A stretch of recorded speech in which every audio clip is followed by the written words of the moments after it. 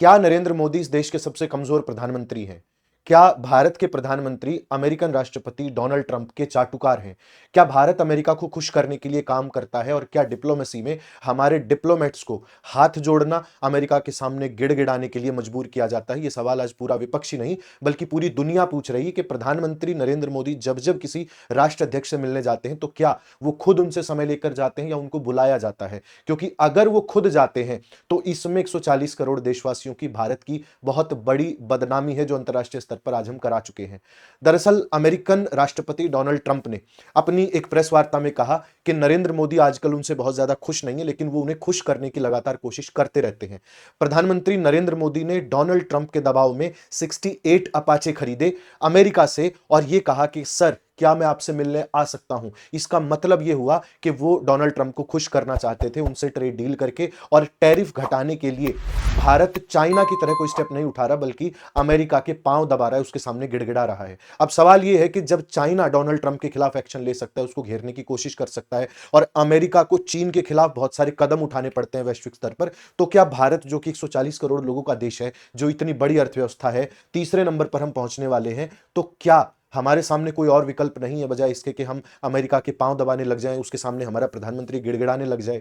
और क्या नरेंद्र मोदी दूसरे राष्ट्र अध्यक्षों के साथ मिलते हुए भी ऐसा ही करते हैं? क्या वो उनसे भी मिलने का समय मांगते हैं? क्या वहां भी उन्हें खरी खोटी सुनाई जाती है? और क्या वहां भी वो हमारी इज्जत को नीलाम करते हैं? ये सवाल पूरे विपक्ष ने आज दिन भर पूछा, लेकिन सरकार ने इसका कोई जवाब नहीं दिया, क्योंकि सरकार चुप्पी साध कर बैठ गई है। अमेरिकन प्रेसिडेंट लगातार हमारे ऊपर हमला करते हैं, हमारी बदनामी करते हैं, बेइज्जती करते हैं, और नरेंद्र मोदी जब सामने बैठे होते हैं तो भी हमें आईना दिखाते हैं, लेकिन हम समझ नहीं पाते।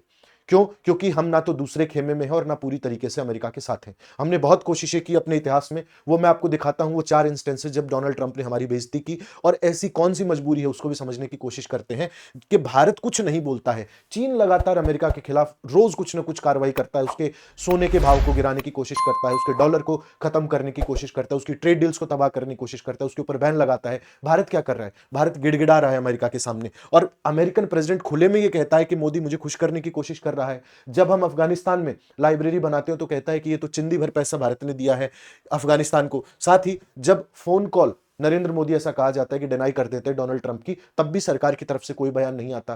क्या ये सिर्फ हवाबाजी मीडिया में चल रही है? इस बात को भी समझना पड़ेगा। देखो, बात 2019 की है, तब तक हमारे रिश्ते ठीक थे।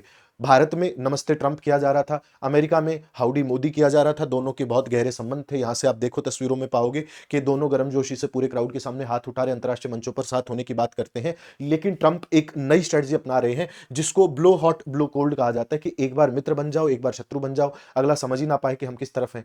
और जब आप किसी के मित्र हो और अचानक से दुश्मन बनते हो तो आपके पास गिड़गिड़ाता हुआ आएगा कि हम आपकी शरण में आना चाहते हैं। और प्रधानमंत्री ने ठीक वैसा ही किया। प्रधानमंत्री ने डोनाल्ड ट्रंप को कहा उनके शब्दों में कि सर, क्या मैं आपसे मिलने आ सकता हूं? आप हमें अपने विमान बेचना चाहते हैं, बेच दीजिए। आपने हमारे ऊपर 50% टैरिफ लगाया, 25% और लगाना चाहते हैं, सर हम थोड़ा सा रशिया से तेल खरीदना बंद कर देंगे। सर, हमने थोड़ा कम कर दिया है तेल खरीदना, धीरे धीरे हम बंद कर देंगे, हम अल्टरनेट तरीकों पर चले जाएंगे, पर प्लीज आप हमारे ऊपर टैरिफ मत लगाइए। इतना ही नहीं, जब भारत को इन्वेस्टमेंट करता है तो अमेरिका कहता है कि हमारे लिए 5 घंटे की स्पेंडिंग जितना ये खर्चा है जो भारत ने किया है अफगानिस्तान के ऊपर, यहां से अगर आप देखोगे तो भारत ने जो इन्वेस्टमेंट किया था वो हमारे लिए स्ट्रेटेजिकली बहुत अच्छा था, लेकिन उसका मजाक अंतरराष्ट्रीय स्तर पर कैसे उड़ाया गया कि बहुत कम खर्चा किया है। भारत की औकात नहीं है, हैसियत नहीं है दूसरे देशों के ऊपर खर्चा करने की, और वो साउथ एशिया का या ये जो ग्लोबल साउथ है इसका मालिक बनने, इसका लीडर बनने की लगातार कोशिश करता रहता है, और वैश्विक स्तर पर यह बेइज्जती हमारी हुई।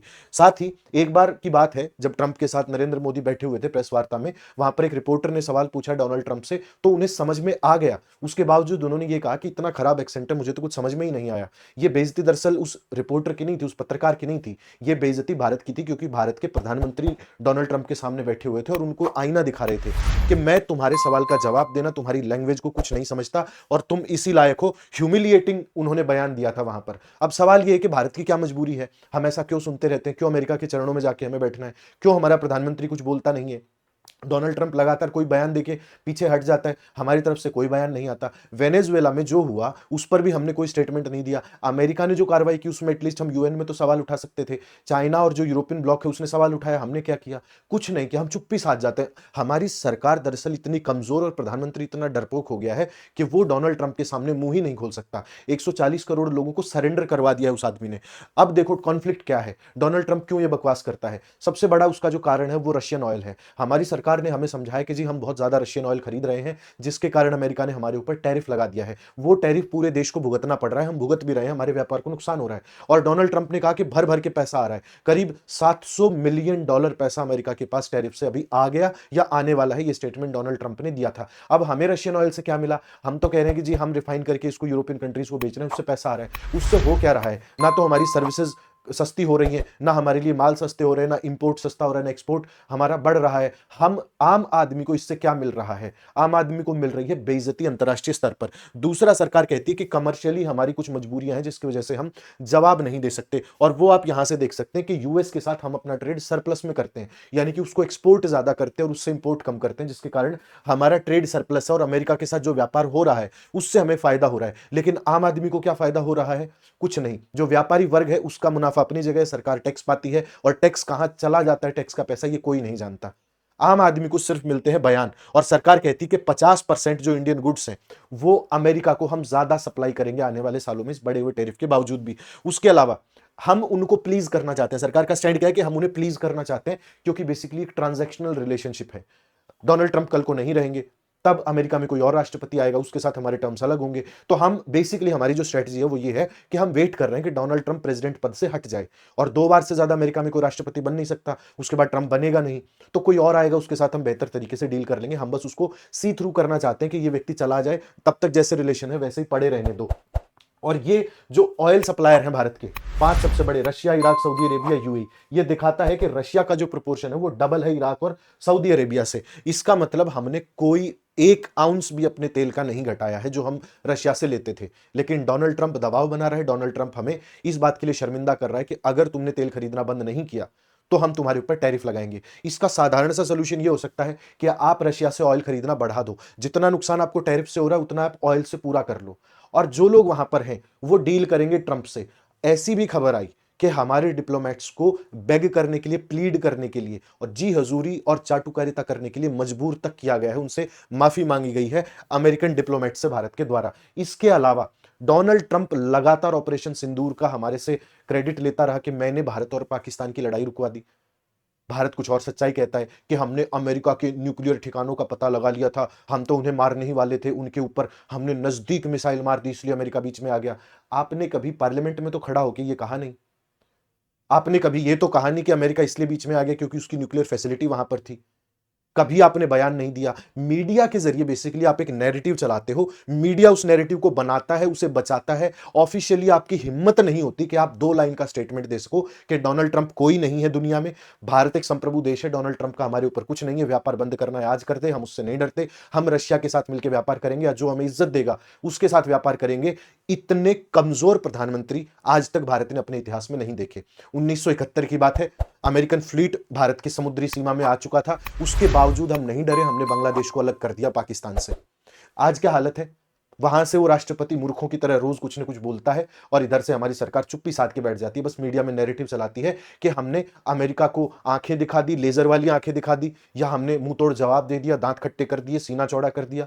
और धरातल पर क्या होता है? हम चाटुकारिता कर रहे होते हैं, हम गिड़गिड़ा रहे होते हैं कि sir please may I come to see you please. ये है हमारी हैसियत अंतरराष्ट्रीय स्तर पर, और वो पूरी दुनिया को आज दिखा दी। और ऐसा नहीं है कि भारत को सिर्फ दिखा दी, भारत के जो मित्र राष्ट्र हैं उनको भी दिखा दी। उसमें मैक्रोन भी है, मादुरो भी है, और साथ ही रशिया के प्रेसिडेंट भी है, उनके लिए भी ऐसे शब्दों का इस्तेमाल कर, लेकिन इतने घटिया स्तर पर कभी उन्होंने बात नहीं की। ऑपोजिशन कह रही है कि वीक है, कावर्डली है, जो हमारे प्रधानमंत्री हैं वो कावर्ड है, ऐसा ऑपोजिशन का कहना है। साथ ही भारत सरकार का यह कहना है कि हम उनके साथ रिलेशन अच्छे रखना चाहते हैं। तो भैया, रिलेशन एक तरफ से अच्छे नहीं रहते। अगर अमेरिका रखना चाहता है तो आपको भी रखने पड़ेंगे, और अगर अमेरिका नहीं रखना चाहता तो आपको वैसे ही उसी भाषा में जवाब देना पड़ेगा। और प्रधानमंत्री को क्या हो गया? जब वो सरकार में नहीं थे तब तो कहते थे कि आंखें दिखानी पड़ेंगी, लाल आंखें दिखानी पड़ेंगी, और उन्हीं की भाषा में जवाब देना पड़ेगा। आज वो भाषा भूल गए लगते शायद। बहुत आसान होता है कहना। इसके अलावा भारत का स्ट्रेटेजिक इंटरेस्ट बताती है सरकार, और इकोनॉमिक नेसेसिटी बताती है कि अगर हम अमेरिका के साथ व्यापार नहीं करेंगे तो हमारा ट्रेड इम्बैलेंस हो जाएगा। चाइना के साथ तो ऑलरेडी आप ट्रेड डेफिसिट में हो, चाइना आपको भर भर के माल बेचता है, आप उसको रोक नहीं पा रहे हो, आप कोई अल्टरनेट सप्लाई चेन भारत में तो क्रिएट कर नहीं पाए हो आज तक। अमेरिका का व्यापार सरप्लस में है, इसलिए आप उसके साथ घुटने टेके हुए हो। जो सरप्लस में था उसके ऊपर उसने टैरिफ लगा दिया है, वहां से जो मुनाफा हो रहा था वो खत्म हो जाएगा। चाइना ऑलरेडी आपके ऊपर चढ़ा हुआ है, रशिया बहुत अच्छे से आपको मैनिपुलेट कर रहा है, आपका फायदा उठा रहा है। उसको अच्छे तरीके से पता है कि अमेरिका के साथ ये भिड़ गया है, चाइना इसके साथ आएगा नहीं, और केवल एकमात्र जो डिपेंडेबल साथी बचा हुआ है वो रशिया है। वो कब आपको धोखा देता है या आपका ऐसे ही धीरे धीरे इस्तेमाल करता रहता है, ये देखने वाली बात है। तब तक आप गाड़ी में बैठ के फोटो खिंचाते रहिए रशियन प्रेसिडेंट के साथ और झूठा ही सही कहते रहिए कि अमेरिका हमारा दोस्त है। अमेरिका हमारा कोई देश नहीं है, हमारी लगातार इंसल्ट कर रहा है। और ऐसी इकोनॉमी का आप क्या करोगे जो दूसरे के कंधे पर चढ़ के आई हो, जो आपको आंखें दिखाकर आई हो या आपकी बदनामी और बेइज्जती करके आई हो। हमारा अमेरिका के साथ जो मेजरली व्यापार है वो मेटल्स, स्टोन्स और पर्ल्स में है, फिर इलेक्ट्रिसिटी, मशीनरी और इलेक्ट्रॉनिक्स में है, फार्मास्यूटिकल्स में है। हम टोटल जो एक्सपोर्ट करते हैं वो 85 बिलियन का करते हैं और इंपोर्ट लगभग 41 बिलियन का करते हैं, यानी कि $45 बिलियन के सरप्लस में है। अब अगर ये सरप्लस बनाए रखना है तो हमें टैरिफ से छुटकारा पाना होगा। इसके लिए हमारे पास कोई रणनीति नहीं है। हम अमेरिका को आर्म ट्विस्ट दरअसल कर ही नहीं सकते। उसकी मिलिट्री पावर के सामने, उसकी न्यूक्लियर पावर के सामने, उसकी स्ट्रेटेजिक और डिफेंस पावर के सामने हमारी कोई हैसियत नहीं है। 140 करोड़ लोगों का प्रधानमंत्री इतना असहाय हो जाएगा अंतरराष्ट्रीय स्तर पर जाकर के कि आप सोच भी नहीं सकते कि अमेरिका के साथ फोटो खिंचाने के लिए खुद इधर से फोन करके हम कहें कि सर मैं आ रहा हूं आपसे मिलने। यह है हमारी हैसियत अंतरराष्ट्रीय स्तर पर, अगर आप समझना चाहें तो। हमें क्या करना चाहिए, हम इससे कैसे बच सकते हैं, मैंने आपको 3 सॉल्यूशन बताए इस वीडियो के दौरान।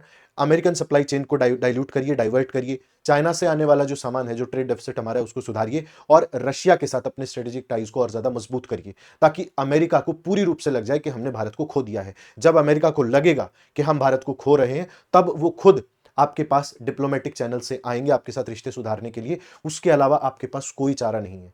अदरवाइज डोनाल्ड ट्रंप लगातार आपके देश की, देशवासियों की ऐसे ही बेइज्जती करता रहेगा और आप एक कावर्डली और वीक प्राइम मिनिस्टर बनने की तरफ बढ़ते रहेंगे और इतिहास आपको ऐसे ही याद रखेगा। बहुत बहुत धन्यवाद। अगर आपको चर्चा पसंद आई हो तो ये वीडियो लाइक करें और do subscribe to Logical Sect. Thank you so much.